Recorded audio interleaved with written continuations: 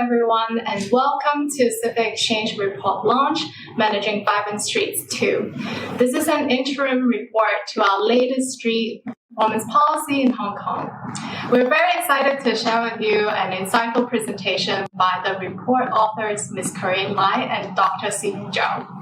We will later open the floor for you to ask any questions. So starting now, you can ask your questions in the Zoom chat room as well as Facebook comments in Cantonese or in English, whatever you are most comfortable with, and we will try to get to all of them as much as possible. So now we will hear from our chairperson of Civic Exchange, Mr. Evan Aoyang, to speak a few words for us. Thank you. Thanks, Evan. Thank you, Fiona, and welcome everyone to join us over the web. It's the new age, as we know, so this is how all of these launches are going to be, right? Hopefully not for forever, but it is where we are today. So Managing Vibrant Streets 2, it's a continuation of what we have done in 2018, where we identified that, in terms of managing streets, including managing street performance, is an important part of art and culture. Yet, we have up to 6 disparate departments in Hong Kong not formulating or not having managed the streets properly, so the street performance becomes sort of a nuisance. Is it a nuisance, or is it art and culture?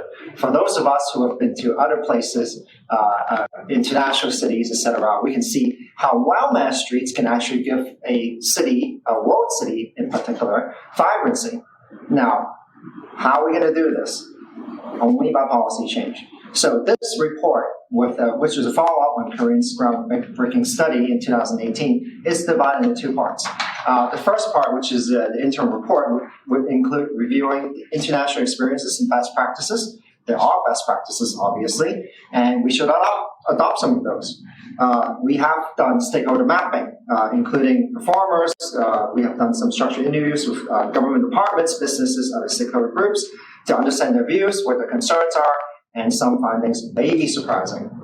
And we are also identifying a couple of main governing approaches, meaning that there are actually ways forward to solve this problem. So, I won't go too much into it because I don't want to spoil the report and the presentation. So we'll hear from Seaman and also from Corinne. And in stage 2, we will draw insights from stage 1 to develop menu or policy options. What can we do? To present the stakeholders policy areas, assess their support and feasibility in Hong Kong, and develop concrete policy recommendations to move forward pragmatically. So this report will be available in the first half of 2021. Our objective, as always, is to make recommendations to policymakers who would then hopefully make positive changes to society of Hong Kong so that we are indeed operating like a world city. Okay? I'll hand over the floor back to Fiona. Thank you so much, Evan. So now let's hear from our researchers. So I'll hand it over to you, Corinne and Simi. Good afternoon, everyone. Thank you for logging into our Zoom launch of our latest report, Managing Vibrant Streets. So I have the mouse, please.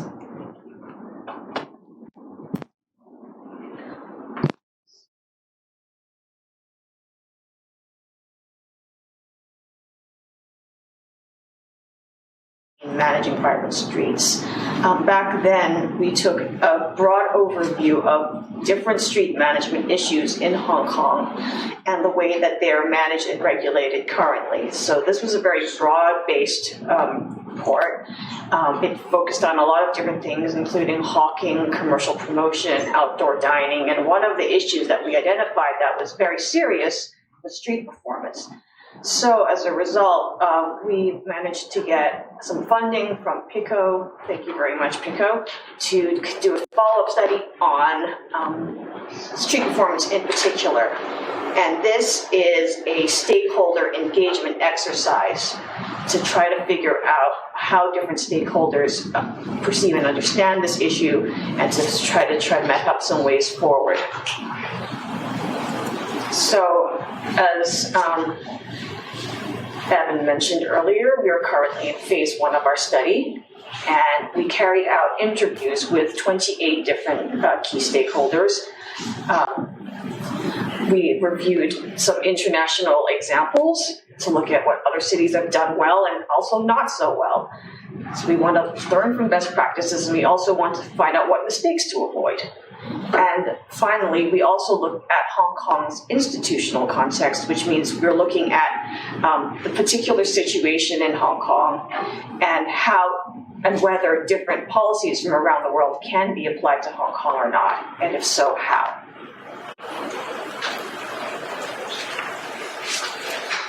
So what are the stakeholders that we talk to? So here's a list of the main ones. So we talked to about 10 street performers who we found in the streets here in Hong Kong. We talked to some district councillors, some neighborhood concern groups who represent the concerns of residents, retail business chamber, and a couple of developers.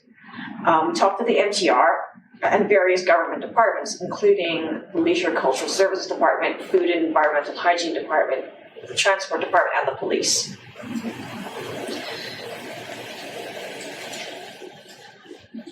So the study is basically addressing the issue of street performance at the conceptual level and the operational level. So at the conceptual level, it's asking the question, what is street performance to cities? Meaning, how do cities treat street performance? How do they understand it? What do they get out of it? Or conversely, what problems does it cause? So historically, a lot of cities sort of just saw it as a nuisance. Often it was associated with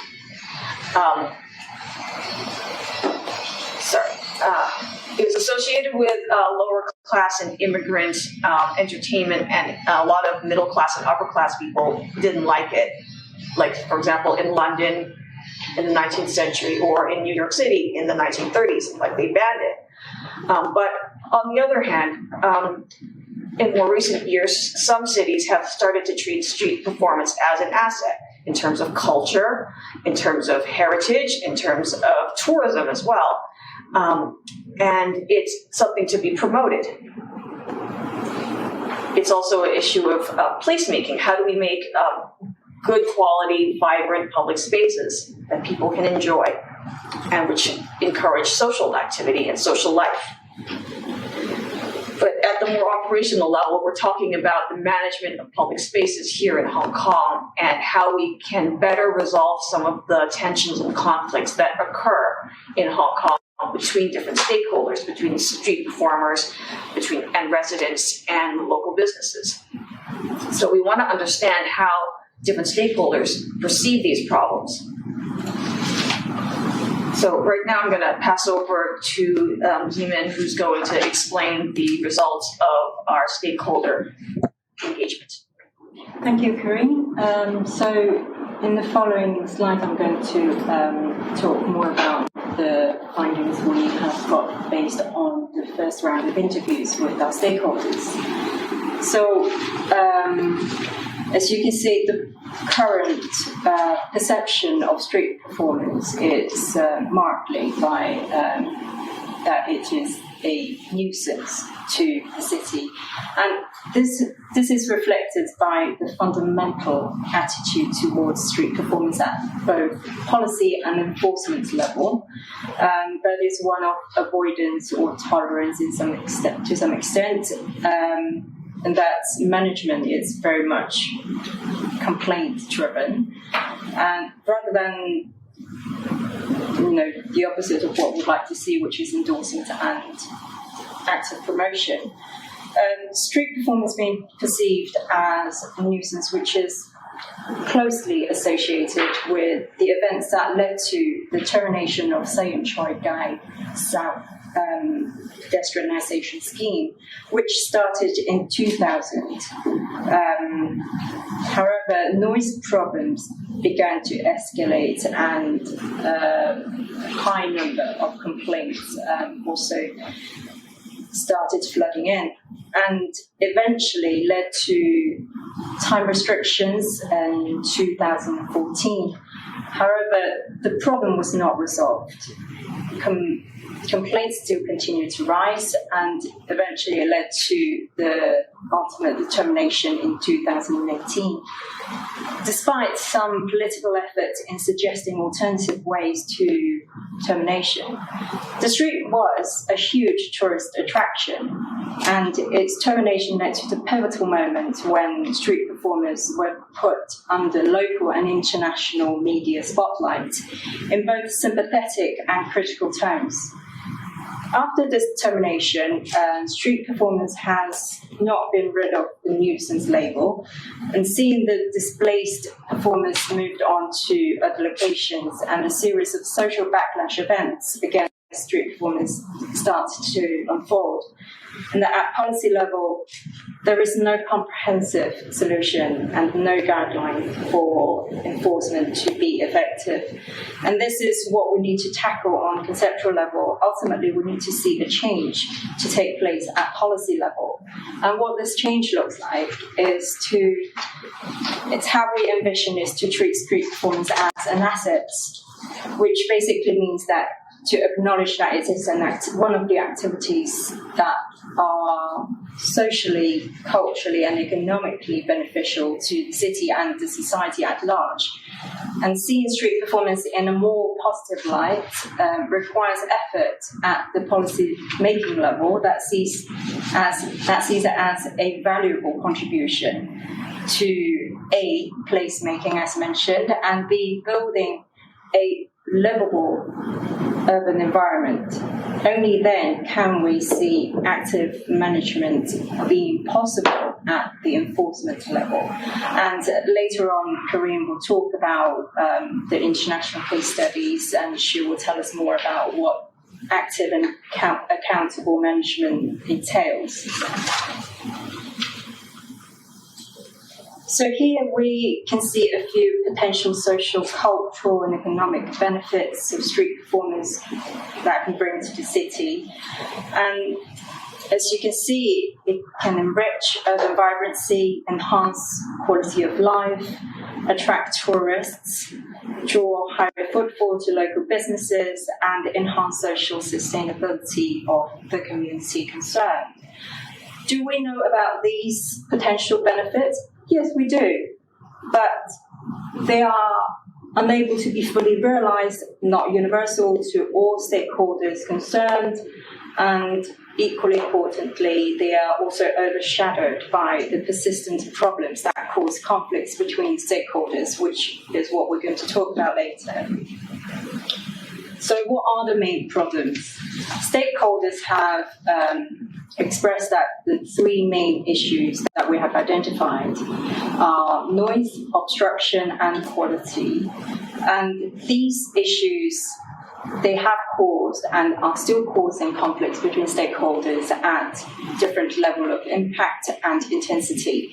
And they are framed by stakeholders from different perspectives, of course. Firstly, let's look at the technical issues, noise and obstruction.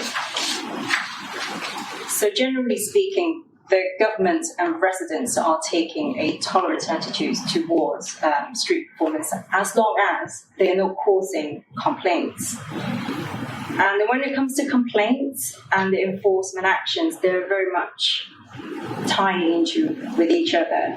And noise control ordinance and summary offences ordinance do not provide objective guidances specifically targeted at street performance. So essentially, there is no objective reference for enforcement officers to carry out their job. And the level of annoyance is also subjective, and it's very much based on witness statement as a main reference for enforcement officers. And another kind of reference is professional advice. For example, when it comes to noise, EPD provides the professional advice to the police to carry out their enforcement job. And when it comes to obstruction, different cases are dealt with individually, so it's a kind of case-by-case basis, and that leads to inconsistent enforcement and arbitrary experience of those enforcements from street performance point of view.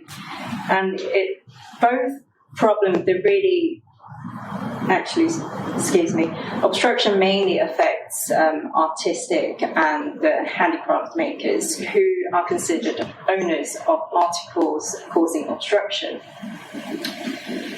Then another issue that we also identified is a very subjective issue of quality and taste. Why we call it quality is mainly a concept that is framed by our stakeholders, and we realize that it's more than quality. Quality is more than artistic merits, but also it concerns public etiquette and how people behave in public space and how your behaviors impact on other public space users. But there is no regulation of content and artistic level of street performance. As a subjective issue, one problem is that it is very difficult to judge. How do you judge it? Who are the people judging or saying what is good performance or what is bad performance? And can it be as fair as people might expect? More questions about how to accommodate different tastes that exist within the same space is also another question that's brought out by stakeholders. And what can we do about it so that different needs are met without compromising others? Finally, there are also a few unresolved questions, apart from the previously mentioned issues. As an issue that is quite unique to Hong Kong, stakeholders express disagreements with street performers taking money from audience. And this complaint reflects the wider disagreement with public space being used for commercial purposes, unless they are authorized, of course. And many of the unresolved problems revolve around the conundrum of what makes the use of public space acceptable and what makes street performers' activities commercial, to what extent. And instead of a blanket denial of all commercial activities in public space, what kind of commercial activities would be acceptable for the public? Ultimately, despite these complaints, how can we still maintain a healthy, vibrant, and open public spaces without denying certain activities that could potentially bring more vibrancy to our urban environment? And given these issues and implications, we need inspirations also from successful and not so successful cases, which Corinne will tell us more about. Okay. So, in this part of our study, we looked at 7 cities around the world: Singapore, Taipei, Melbourne, New York City, Prague, Bath, and London. Some of these were chosen because they are large major cities with big populations similar to Hong Kong, although it's very hard to find anywhere that is as densely built up as Hong Kong. A lot of these cities do have very dense city centers with a lot of different activities, mixed-use development, residential and commercial areas mixed in together. So they do share some similar problems, especially in very heavily touristed areas. A few are smaller cities, but they're also either very cultural or very touristy cities, so they have a lot of street performers there and have developed ways to handle them over the years. Some cities have been more successful than others, so I'm going to talk about these examples today. Let's see. So we can sort these cities into 3 broad categories because they have 3 basic approaches to managing street performance. The first is licensing, which we find in Singapore, Taipei, and Melbourne. And in these cities, street performers are required to apply for a license to perform. It usually lasts about a year, sometimes longer, sometimes shorter. And basically, it authorizes them to use public space to perform, and when they're there, they need to abide by certain guidelines. If they break the guidelines repeatedly, then the city can take the license away, and then they're not allowed to perform anymore. Taipei has a system where it's like a point system. Like if you lose a certain number of points, like 9 points off your license, then it gets canceled. It's like a driver's license. Singapore and Taipei actually require performers to audition in order to get their license, so that someone is like a committee is making a judgment on the quality. But in Melbourne, this is not the case for the majority of performers. They only have to pass basically a safety and a nuisance assessment. New York City and Prague are different. They do not have licenses. Basically, it's very, very politically unpopular to do this in certain parts of the world because nobody wants, in these places, wants somebody deciding who can and cannot perform. So an alternative approach is zoning.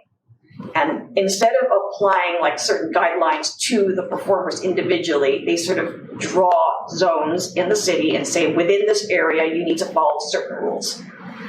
So, for example, New York City did this in Times Square specifically to deal with all the costumed characters and ticket sellers that were, basically hassling the tourists and trying to get money for taking photographs. And because it was very, very crowded, very commercial area, what they did was they authorized the transport department to draw these boxes on the ground. And the performers have to stay within these boxes in these areas so that certain areas are left free for pedestrian flow and they're not obstructing the pedestrians, and pedestrians who don't want to encounter these costume characters can avoid them.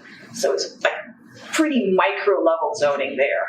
Prague is actually a little bit bigger scale. They've applied a zone to the entire city center, which is very like historic and touristy.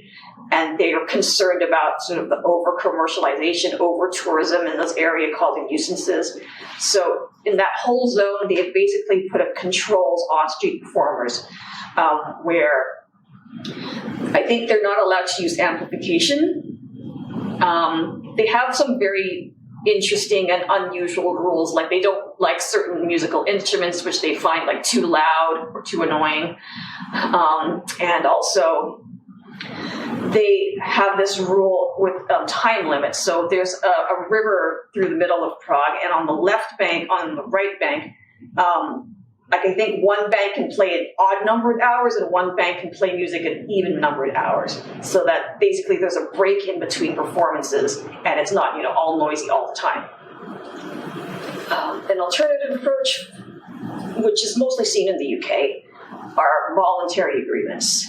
And the major example we're using here is Bath, although there's actually several different cities in the UK that use this, but they're very similar. And under this method, they don't have formal laws or regulations, but they make an agreement with street performers through negotiation and stakeholder engagement, along with like residents and businesses. They decide on a voluntary code of conduct, and so certain guidelines that performers should fulfill.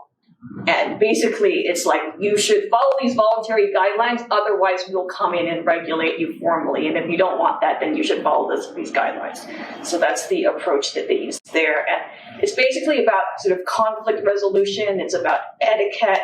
It's about resolving disputes peacefully and being considerate. So, they'll have like guidelines on what times of day you shouldn't play or at night, and like maybe avoiding certain religious sites where religious services are taking place, so that you're not disturbing like the church. So that's an approach that is used in much of the UK. London is actually a mix of all three approaches because they have 32 different boroughs and each borough gets to make its own policies. So you have a big mixture of them there. And I'll talk a little bit later about why that's not necessarily the best idea, because you have all these different mishmashes that don't quite fit together. But in spite of like the differences in the approaches that different cities take, a lot of them have actually very similar guidelines and rules, like ground rules for street performers. A lot of things that we saw were decibel limits, sort of a maximum decibel limit for street performers, or alternatively, they will have some kind of limitations on the use of amplification, like certain zones where you cannot use amplifiers, or certain types of amplifiers that you cannot use. Like, often it's restricted to battery-powered ones and not generator-powered ones. Certain cities have distance requirements for musical performance. And what this means is that if you have one musician, they cannot stand too close to another musician, because if they're playing different songs at the same time and they're too close to each other, then sounds clash, and it causes even more unpleasant noise than if they were playing separately. So I think in Melbourne, the distance requirement is 30 meters. A lot of cities also have time limits, like performers cannot stand there all day long and play. They have to move every 1 hour or 2 hours. So that encourages people to swap the spaces and lets more different performers use the area of the space, and also prevents nearby shopkeepers and residents from having to listen to the same songs over and over again all day long.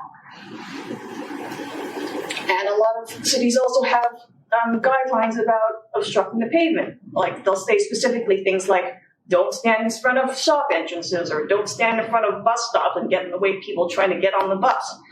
Or they'll have, certain cities will even have guidelines about how much space, in terms of square meterage, a performer is allowed to use, and how much space they need to leave clear for pedestrians to pass.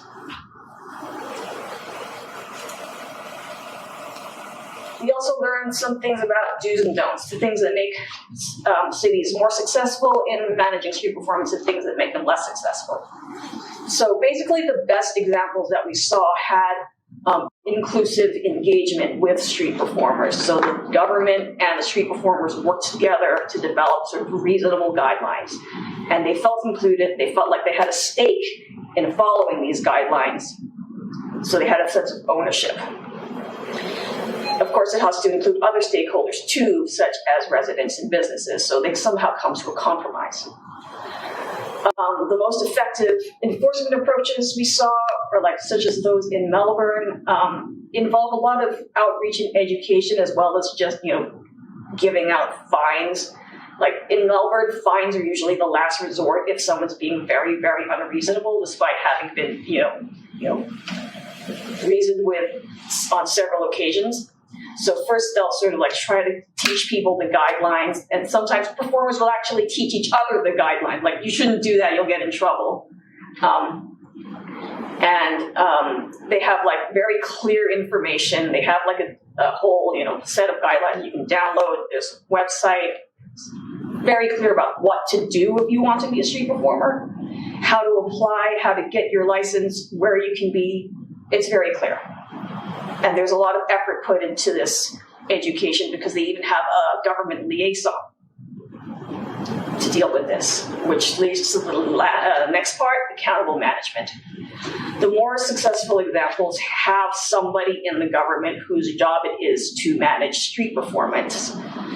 So there might be a liaison, or in Taipei they have the Department of Cultural Affairs, which does this, and they'll have dedicated enforcement agents whose job it is to handle street performance or other street management issues, rather than leaving it up to the general police. Because then they can sort of supervise heavily used street performer sites. They're kind of there, they mediate conflicts, they sort of negotiate between people, and they don't let things get out of hand, rather than sort of, just waiting for people to make complaints and then somebody comes in and gets a ticket. And finally, the rules need to be both comprehensive and reasonable.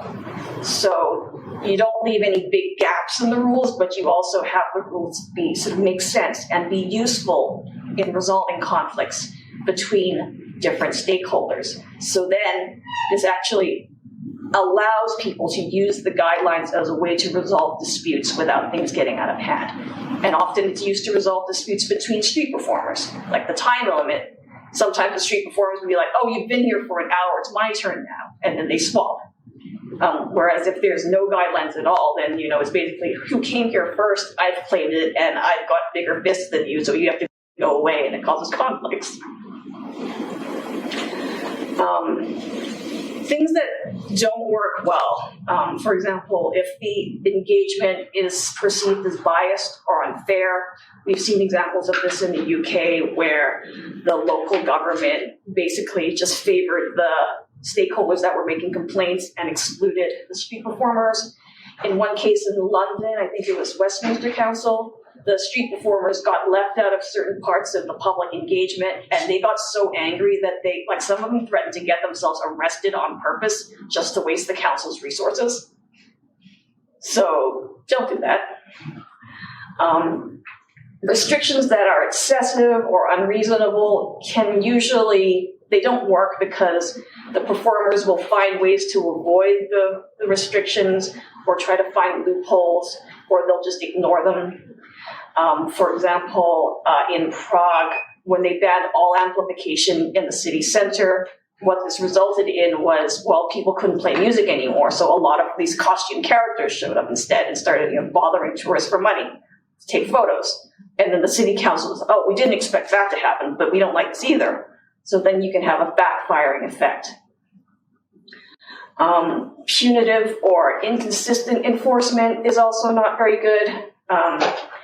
We see this in New York City where, they can fine people, but the police don't really pay that much attention and they don't enforce the rules consistently. Or if it's very punitive where they're just looking for people to fine all the time, then this either kills off the street performance or just sort of encourages them to sort of, run away and avoid the police.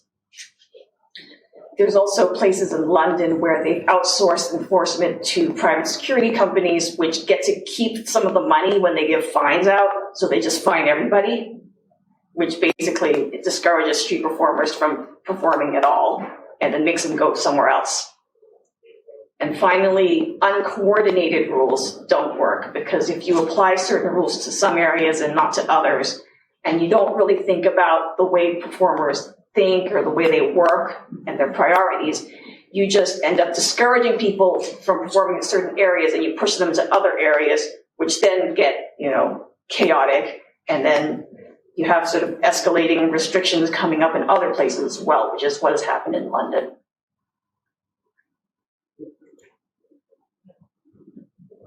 So when we're looking at these different examples from around the world, and we want to see which ones can be applied within Hong Kong, we have to deal with a lot of institutional constraints and our local situation to try to figure out how we can adapt some of these ideas here. So the context we have here is that, as we said, there's no comprehensive street management policy. What we have is little different laws about different types of nuisances, some of which apply to street performers. So we have the noise control ordinance, which affects the performers who make noise. We have obstruction ordinances, which affects the performers who put objects on the street, but strangely not people who obstruct the street with their bodies, because you have to have an object on the street for it to be considered an obstruction. We have the LCSD, which manages performance activities within their own areas, within their own parks or cultural venues, but they don't have any effect outside of LCSD venues. So we have different bits and pieces of legislation. We also have quite a rigid bureaucratic structure, which means that our government departments have very separate duties under separate laws that are very strictly defined. So if you want the government departments to do something new, which hasn't previously been defined before, it's difficult to put it into the existing bureaucratic structure. It's hard to figure out who should be responsible for this new thing that doesn't really fit the existing categories. And that's one of the major obstacles to creating more comprehensive street performance policy in Hong Kong. The third problem was that it's historically been quite a low priority for policymakers in Hong Kong, because we have all these departments with their own missions, and street performance is sort of just peripheral or a minor issue for most of them. So it's not really treated as a big priority. And because also street performance, if it causes problems at a local neighborhood or district level, but you cannot make policy at the district level in Hong Kong. That's just not how Hong Kong is set up. District councils cannot make new laws. They cannot make new policies. It's an advisory body. So if you have to make policies at the city-wide level, then you have to get the attention of, the LegCo and of the government, which is another obstacle. And finally, we do not have a bureau or department of cultural affairs to be responsible for an issue such as street performance. And what this means is that it remains a low priority. Cultural policy in Hong Kong falls under the Home Affairs Bureau, which has a lot of different responsibilities, ranging from youth development to the management of buildings. So culture is a small part of that, and street performance is a small part of culture. So these are the major issues that we need to deal with in Hong Kong if we're trying to think about how to import or how to adapt new policies to Hong Kong's situation. So that's what we're going to think about further in phase 2 as we talk to stakeholders again. And Zeman will tell you more about that. Oh, wait. I forgot.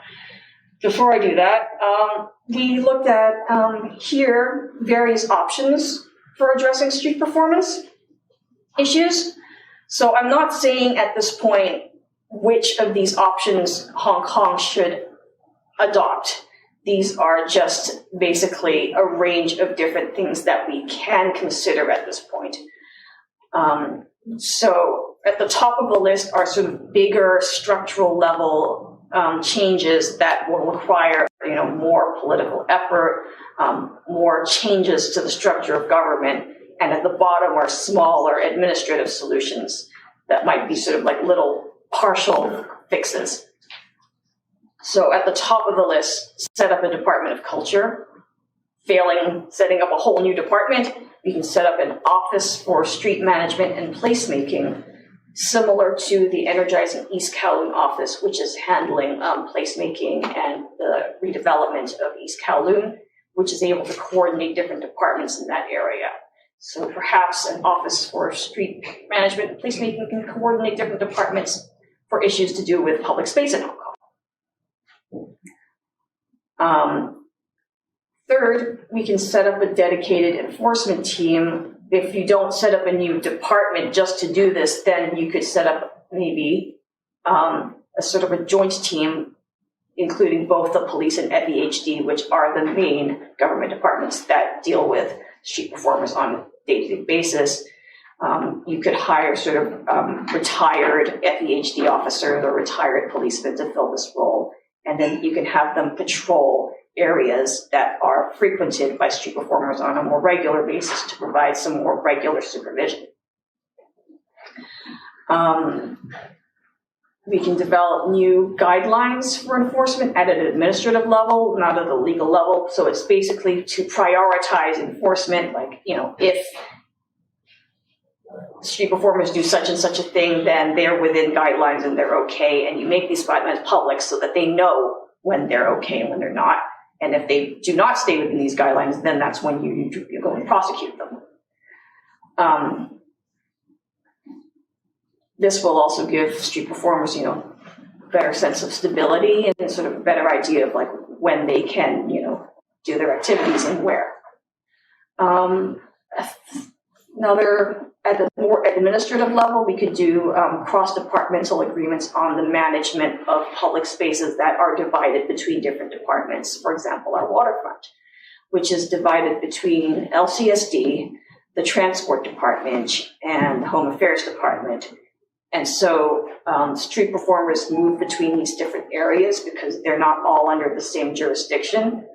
If you want a more unified set of rules on the waterfront, then maybe we can set up a cross-departmental agreement to make that happen. And then finally, another idea is to for the government to establish partnerships with nonprofit organizations and perhaps assign some of these nonprofits to manage specific areas for street performers. For example, arts organizations or street performers associations. Maybe they could have volunteers to sort of supervise and manage some of the street performance areas on a more informal basis. So I'm not saying which of these ideas we should pursue at this point, but we're going to go back to our stakeholders and ask them about these ideas. So exactly as Corinne said earlier, that at this point we are not making concrete policy recommendations, but we know or we've learned from international case studies that we take various different inspirations for management strategies that are suitable for Hong Kong, and we juxtapose that with Hong Kong's local institutional context, and to see within the constraints what opportunities, what kind of space do we have in terms of coming up with comprehensive solutions. So in phase 2, we will continue to engage with our stakeholders, 28 of them, and to look at the acceptability and feasibility of the policy options that are laying in front of us, and weigh up the pros and cons, and upon which we will conclude with policy recommendations, which will take place in the first half of next year. So that's all from us. Thank you very much. Thank you so much, Corinne and Samin.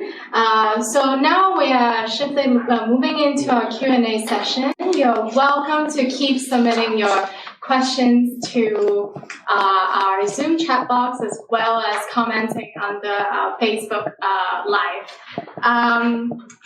So we have already received some questions from the floor, and I think people are quite eager to know more about the policy option, but I mean, we're in this phase 1, so based on the stakeholder analysis and engagement that you guys have already done, the first question is, given the reluctance of the government to take actions, do you think it would be possible for an NGO, like a non-governmental organization, to regulate street performance?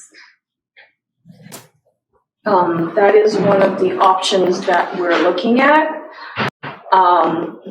We've seen examples of this overseas. For example, Covent Garden is managed by a street performers association, which collaborates with the developer that owns Covent Garden. Perhaps private developers in cooperation with NGOs might be able to set up spaces for street performers in privately owned spaces.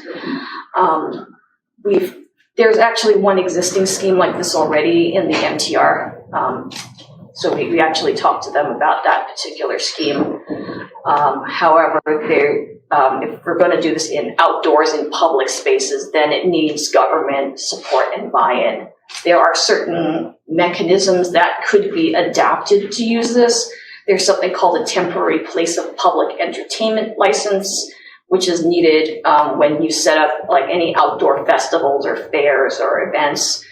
And perhaps if government is willing to facilitate some NGOs to get these licenses, they may be able to manage street entertainment activities on, so for example, a weekend basis. It's an option that we're looking at, but we do need to go to our stakeholders to see whether they think this is a good idea or not. Great, thank you. So another question we actually have in Chinese. So if you may respond in Chinese. So 香港嘅土地係寸金尺土，如果要劃出街道俾街頭表演嘅話，係咪可行呢？ So I guess in English would be, you talked about the zoning system, the management strategy. Given how limited spaces that Hong Kong as a city have, is it a feasible option? I guess I'll answer this question, and then Corinne can supplement further if I uncover it all. 係香港係有土地問題，但係唔代表我哋就且個答案唔一定係話要畫出新嘅地方或者新嘅空間俾表演者，而係表演者佢哋表達嘅好多個問題係話佢哋唔知道去邊。咁其實作為提供場地嘅政府又好，甚至係其他機構又好，我哋至少係可以俾佢知道嘅係佢哋可以去邊。其實有居民代表都有講話，其實香港唔係話冇地，而係有啲冇用盡嘅地，冇被發掘嘅空間俾佢哋。咁係與其話要畫出新嘅地方俾表演者去表演，咁不如我哋要睇下我哋現有嘅土地資源，現有嘅空間資源有幾多，咁樣再去作出即係相對公平啲嘅分配。The thing I want to add to this is that the objective of these types of zoning rules is to make it more possible for street performers to coexist with other street users and building occupants peacefully. For example, we actually spoke to a district councillor in Mongkok, and he said that before they closed down Guy in 2018, he did an experiment with a group of street performers where he actually he assigned them pitches 25 meters apart on one stretch of the road. They took turns to share these spaces so they weren't all playing at the same time. And he had a decibel meter and he kept them below 80 decibels. And because he put in these rules that the street performers voluntarily followed for the duration of this experiment, a lot of the complaints from the nearby residents and shopkeepers decreased. Like, people had positive response to this. They said, okay, this is reasonable. I can deal with this. It is not too noisy. And the street performers, well, some of them didn't like it at first. They didn't like having to share or take turns. But then they realized it's actually beneficial for them, because then they weren't trying to turn up their volume super loud to be heard over all the other street performers who were competing with them for space. So a lot of these rules can be used to make stakeholders, able to get along with each other better and able to share space more peacefully.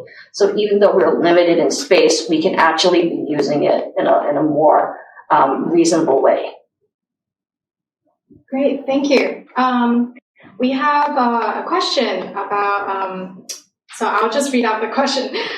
So one of the main objections that this person had to a proposal to pedestrianize the Theatre Lane end of Queens Road Central was the Mongkok experience. And the answer that he got from the police is, as quote, "The fundamental problem is no one owns the pedestrianized street. So please don't rely on law enforcement agencies to manage the pedestrianized street, which has already proven to be a disaster." So his question is, what is a good response to that? Yes, that is exactly the problem that we have in Hong Kong, because there's no one specifically responsible for managing street performers and a lot of other street activities, which is why we've been advocating for more comprehensive, more well thought out, joined up thinking about street management in Hong Kong. So this is basically why it's a policy issue, because the government needs to figure out, well, who is going to be responsible for this. We actually had a very similar issue in New York City. We saw it in our case studies, because Times Square was not always a pedestrian plaza. It used to be roads, it used to have cars on it. And when they closed that off, then a lot of these costume characters came in. But at first, the government could not do anything about it, because legally that space was just a road, so only road regulations applied to it. And that's exactly the problem we had here in Hong Kong, in Guy. So as a result, the city council passed a new law that said the transport department can define this as something called a pedestrian plaza. And as it is defined as a pedestrian plaza, we can make rules about what activities can take place here and in what manner. So they basically did this to impose some rules on Times Square. I think perhaps a similar approach could be considered in Hong Kong, but yes, their issue of responsibility is a major problem. Thank you. So this is a question more about the study that your team has done. Who are the stakeholders that you've engaged with during the research? So in total, there are 28 individuals, as we mentioned, and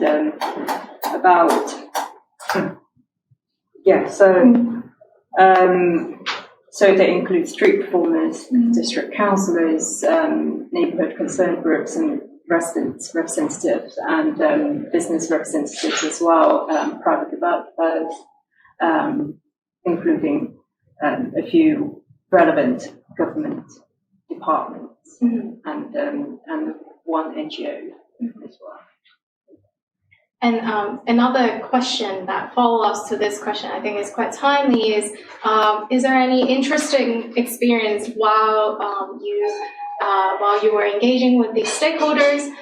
Anything that speaks specifically that is unique about Hong Kong street performing scene? Yeah. Well, like unique to other locations, for example. Okay, so one unique thing about Hong Kong is that we heard this from several stakeholders. They complaining about commercialization of public space, and I think this comes from the experience of Mong Kok, where certain groups were sort of just staking out claims on patches of pavement and then renting them out to karaoke singers, which they saw as sort of illegal or sort of abuse of public space. So that kind of thing you don't see as much of in other countries necessarily.